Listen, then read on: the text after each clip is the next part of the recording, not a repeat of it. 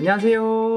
저는 강원도 원주시에 살고 있는 대봉아빠 은무입니다. 오늘 제가 해볼 얘기는요, 영상을 편집하는 데 있어서 몇 가지 드릴 팁입니다. 그럼 자리를 이동해서 바로 가보시죠.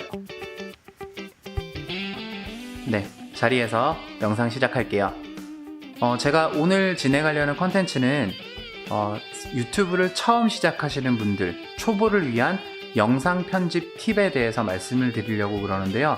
사실 제가 영상을 편집을 잘 하는 게 아님에도 불구하고 이렇게 진행하려는 이유는 제가 초보이기 때문에 초보라는 이름을 달고 있는 모든 분들이 제 영상이 현실적으로 좀 다가오지 않을까 라는 생각을 하게 돼서 이 컨텐츠를 진행하게 되었습니다.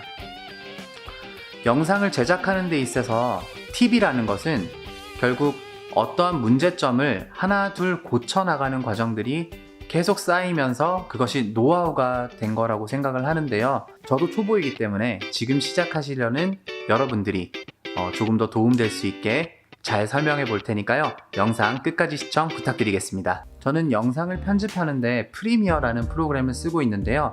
사실 영상을 편집하는 툴은 상당히 많은 것들이 있습니다. 제가 알고 있는 바로는 애플에서 쓰는 파이널 컷이라는 프로그램이 있을 거고요. 또 어떤 분들은 베가스라는 프로그램을 사용한다고 하고요. 또 프리미어를 사용하시기도 하고 애프터 이펙트라든가 아니면 기타 등등 여러 가지 간단한 툴부터 시작해서 고급 툴까지 많은 툴을 사용하실 텐데 저 같은 경우는 제가 다른 분들 영상을 많이 보니까 프리미어를 상당히 많이 사용하시더라고요. 그래서 프리미어에 맞춰서 제가 여태까지 편집을 하면서 진행을 했던 그런 것들을 소소하게 몇 가지를 알려드리겠습니다. 그래서 오늘 컨텐츠 진행 방향은요, 내가 생각하는 프리미어의 기본 개념, 그리고 유튜브에 적합한 해상도에 대해서 말씀을 드리고, 그리고 촬영하고자 하는 기기에서 그 해상도에 맞는 걸 설정해야 하는 이유라고 해야 될까요? 해상도 설정 방법, 그리고 해상도에 맞지 않는 것들을 했을 때 어떤 문제점들이 생기는지 그런 것들을 간략하게 살펴보는 시간을 갖겠습니다. 제가 생각하는 프리미어의 원리라고 해야 될까요? 그거에 대해서 간략하게 설명을 먼저 드릴게요. 조금 거창하게 시작을 할게요.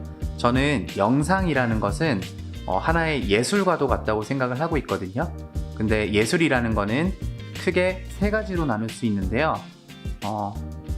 회화, 조각, 건축 등과 같은 공간 예술, 그리고 음악, 시가와 같은 시간 예술, 그리고 마지막으로 연극과 같은 어떤 그런 종합적인 것을 담고 있는 종합 예술, 이렇게 세 가지로 나눌 수 있다고 합니다. 이건 검색 엔진에서 검색해서 나온 결과입니다. 다시 돌아와서 영상은 한 가지 또는 다양한 공간에서 시간의 흐름에 따라 변하는 과정의 종합 예술을 기계장치로 담아내는 행위라는 생각이 드는데, 이런 영상 편집이라는 것은 시간이라는 개념이 들어가죠. 이 시간이라는 개념에서 출발한다는 것을 기본 개념으로 생각하신다면 이 프로그램을 다루는 데 있어서 조금 더 이해가 빠를 거라는 생각이 듭니다. 자, 먼저 화면을 보시면 제가 간략하게 먼저 설명드리려고 이렇게 영상을 먼저 띄워놨는데요. 다른 거는 제가 자세한 설명은 저도 잘 다루지 못하기 때문에 먼저 아까 설명드렸던 시간이라는 개념이 왜 중요한지, 왜 거기서 출발을 해야 되는지 그거에 기반해서 설명을 드릴게요. 여기 보시면 영상이 하나 들어와 있고요. 그리고 이쪽에 보시면 이 영상을 조정하는 그런 효과들을 이렇게 나열해 놓은 창입니다.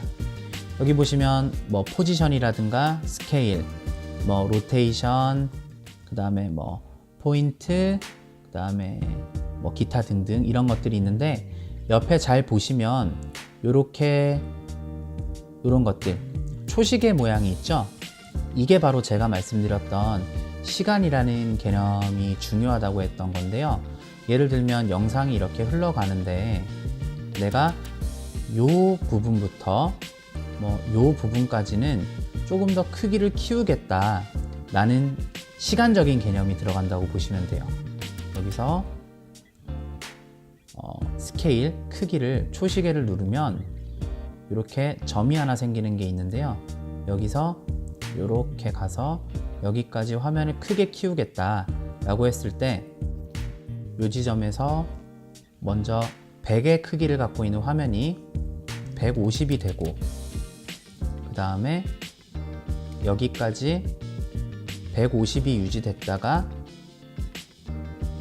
이 지점까지 100으로 다시 돌아오겠다. 이렇게 되면 영상을 한번 보실게요. 이렇게 화면이 점점 줌인이 되는 게 보이시죠? 화면이 점점 줌인이 되고 그 지점까지 계속 150까지 올라갑니다. 그리고 화면이 쭉 유지됐다가 이렇게 화면이 주는 게 보이시죠? 이렇게 영상 편집이 무조건 어렵다고 생각하시는 것보다는 이렇게 시간적인 개념이 있다라고 이해를 하니까 저 같은 경우는 편집이 굉장히 쉬워지더라고요. 자막 같은 경우도 내가 이 부분에서 어떤 자막을 써야 되겠다라는 생각이 드는 거니까 여기서 이런 자막을 썼다고 할게요. 그러면 그 전엔 없다가 여기서 자막이 나타나고 이 길이를 얼만큼 내가 노출을 시킬 것인가, 이렇게 해서 이렇게 끊는다 라는 어떤 시간 위에, 그러니까 영상이 진행되는 시간 동안 자막이 나타나는 위치, 그림이 나타나는 위치, 또는 어떤 효과가 나타나고 효과가 끝나는가, 이런 시간적인 개념이 여기에 들어간다 라고 보시면 될 것 같아요. 방금 보셨던 영상에서 시간이라는 개념을 기본적으로 이해를 하고 편집 툴을 다뤄야 된다는 게 과연 도움이 되셨을지는 살짝 의문이 들긴 하지만, 저는 영상 편집 툴을 처음 다뤄봤어요. 처음 다뤄봤는데도 생각보다 그렇게 어렵지 않게 접근을 했던 것 같아요. 그게 이 시간에 따라서 내가 표시하고자 하는 것들이 이렇게 나타내면 되는구나 라는 것들을 빠르게 이해하다 보니까 생각보다 조금 쉽게 접근했던 것 같습니다. 제가 설명드렸던 기본 개념에서 보다 나은 효과들, 그러니까 어떤 멋있는 효과라든가 아니면 조금 더 디테일한 작업 방법들, 이런 것들은 다른 전문 유튜버 분들이 굉장히 자세하고 알기 쉽게 설명해 놓으신 분들이 많아요. 그분들 영상을 보면서 저도 공부를 했으니까 우리 초보분들 다 같이 열심히 공부해서 예쁘고 멋있는 영상 같이 만들어 봐요. 자, 제 채널에 들어와 봤는데요. 유튜브를 보시다 보면 여기 아래쪽 요 설정, 요 톱니바퀴 모양, 여기를 잘 눌러 보시면 여기 품질에 이런 1080p, 뭐 720p, 480p 등등 이런 것들이 나오는 걸 보실 수 있는데요. 해상도에 대한 얘기가 나왔는데요. 굉장히 어려우시죠? 저도 잘 모르는 얘기이기 때문에 좀 공부를 해봤는데요. 잠깐만 들어보세요. 데스크톱용 유튜브에서는 화면비 16:9의 플레이어를 사용하는데, 이는 유튜브가 아니더라도 최근 데스크톱 모니터의 화면 비율이 16:9이고 또 이게 사람이 보기에 가장 편안한 비율이기 때문에 가장 많이 사용된다고 합니다. 때문에 유튜브의 기본 플레이어에 완벽하게 맞추려면 업로드 영상을 이쪽 하단에 제가 넣어뒀죠. 요 해상도와 16:9 화면비로 맞추는 게 중요하다고 합니다. 그래야 조금 더 편안하게 영상을 볼 수 있으니까요. 인코딩 할 때 이걸 맞추는 걸 조금 신경 써서 하셨으면 좋겠어요. 자, 화면에서 인코딩 하는 거 다시 한번 제가 프리미어로 들어가서 다시 한번 설명드릴게요. 매치 소스를 열어보시면 이렇게 다양하게 얼마로 할 것인가에 대한 것들이 많은데, 여기 아래쪽에 보시면 유튜브 1080p라고 FHD 영상이라고 되어 있거든요. 이걸 누르면 여기 유튜브 1080 풀프레임 이걸로 되어 있는 게 보이시죠?